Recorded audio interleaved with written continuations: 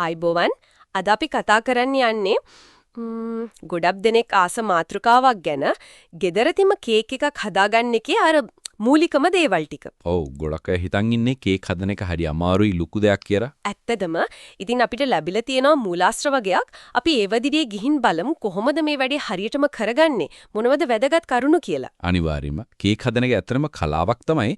හැබැයි පොඩි විද්‍යාවකුත් තියෙනවා. අර බේසික් ටික අල්ලගත්තම එච්චර අමාරු නෑ. හරි. එහෙනම් අපි මුලින්ම පටන් ගමු අර උපකරණ වලින්. මොනවද අනිවාර්යෙන්ම ඕන වෙන්නේ? කේක් අච්චුවක්. ඔව් කේක් අච්චුවක් ඕන. මිශ්‍ර කරන්න හොඳ බෝල් එකක් දෙකක්. අර විස්ක් එකක් හරි ස්පැටුලා එකක් හරි. ඉලෙක්ට්‍රික් මික්සර් එකක් තිබ්බොත් තවත් ලේසි නේද? ඔව් ඒකෙන් වැඩේ ගොඩක් ලේසි. අර මනින කෝප්ප හැඳි එහෙමත් හරියට තියෙන්න ඕන. අනිවාර්යයෙන්ම oven එකක්. අමුද්‍රව්‍ය පැත්තට ගියොත් පිටි සීනි බටර් පිටි සීනි බටර් හරි තෙල් හරි බිත්තර කිරි වගේ දියරයක් බේකින් පවුඩර් නැත්නම් සෝඩා වගේ දෙයක්. අර පිම්බෙන උදව්වෙන එකක්. ඔව් අර වැනිලා එහෙම රස එකතු කරන්නත් ඕනනේ. හැබැයි මතක තියාගන්න ඕනේ වැදගත්ම දේ තමයි අමුද්‍රව්‍ය හරියටම මනින එක. ගොඩක් වට්ටෝරු වල ඔක කියනවා. ඒක ප්‍රතිඵලයට කෙලින්ම බලපානෝ නේද? අනිවාර්යයෙන්ම. අර සමහර වට්ටෝරු වල කියනවා බිත්තර බටර් එහෙම කාමර උෂ්ණත්වයේ තියන්න කියලා. ඒකත් වැදගත්. එතකොට මිශ්‍රණය හොඳට කලවම් වෙනවා. හරියටම. හරි. එතකොට හදන විදියට ආවොත් පියවර ටිකක් තියෙනව නේද? මුලින්ම මොකද කරන්නේ? මුලින්ම කරන්න ඕන oven එක ප්‍රීහීට් කරන්න එක. අර කියන උෂ්ණත්වයට. සාමාන්‍යයෙන් සෙල්සියස් 180 වගේ. 180. ඒකම අච්චුව ලෑස්ති කරගන්න ඕන. බටර් ටිකක් ගාලා පිටි ටිකක් ඉහලා. එතකොට කේක් එක ලේසියෙන් ගලව ගන්න පුළුවන්. හරි. ඊළඟට තමයි අර මිශ්‍රණය හදන එක. අර ගොඩක් අය කියන ක්‍රීමින් කියන එක. ඔව් බටරි සීනි එකට ගහන එක. ඒක හරි වැදගත්. ඒකෙදි මොකද ඇත්තටම වෙන්නේ? නිකන් කලවම් කරන එක නෙමෙයිනේ. නෑ ඒකෙදි වෙන්නේ සීනි කට වලින් අර බටර් එකේ පොඩි පොඩි වායු බුබුලු හදන එක.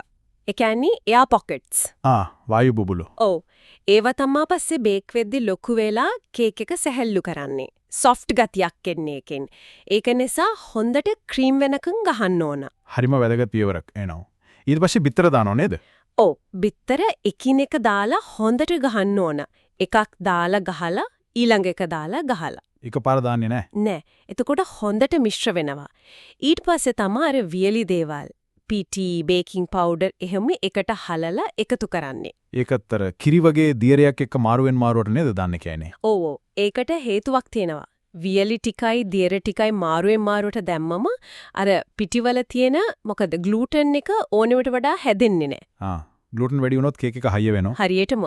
එතකොට කේක් එක ටිකක් රබර් වගේ වෙන්න පුළුවන්. මාරුවෙන් මාරුවට දාද්දි මිශ්‍රණය ඉක්මනට ස්මූත් එකට හැදෙනවා. හරි තේරුණා. අන්තිමට වැනිලා එහෙම දාලා කලවම් කරලා. ඔව් වැනිලා දාලා හිමින් කලවම් කරලා අච්චුවට දානවා. ඊට පස්සේ ඉතින් oven එකට. කොච්චර වෙලා වගේ යනවද බේක් වෙන්න? ඒක ඉතින් කේක් එකේ සයිස් එක oven එක අනුව වෙනස් වෙනවා. සාමාන්‍යයෙන් විනාඩි 25ක් 30ක් වගේ.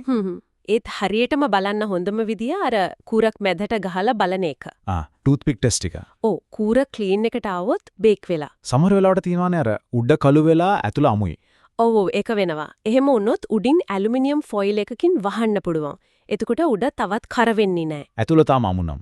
අමුනම් ගින්දර ටිකක් අඩු කරලා තව ටිකක් වෙලා තියන්න වෙනවා. හැබැයි නිතර අවන් එක අරින්න හොඳ නැහැ. ඒයි උෂ්ණත්වය බහින්න නිසාද? ඔව් උෂ්ණත්වය එකපාරට අඩු වුණොත් කේක් එක හරියට පිම්බෙන්නේ නැති වෙන්න පුළුවන්. මැදින් බහින්නත් පුළුවන්. ඒක නම් වැදගත් කාරණයක්.